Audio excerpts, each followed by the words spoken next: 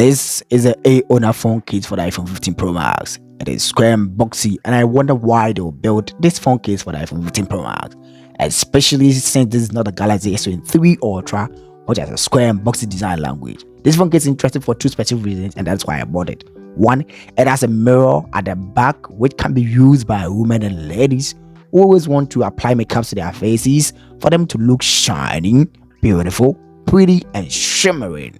This is the ultimate hand case for you. This is also significant primarily for those who want to create content with the iPhone 15 Pro Max, because you'll be able to use the back mirror to properly frame yourself using the high quality back cameras. The front of the case is not as enticing as the back where all the magic happens. The only downside is that because it has a mirror, it easily gets smudges and attracts a lot of fingerprint. So you better be prepared to give it some good vibes. It is durable and I've had no issues using it all this while. The buttons on the sides are tactile and firm. It has a soft tie to it. For me as a content creator, I think this is worth every money that you invest in this case.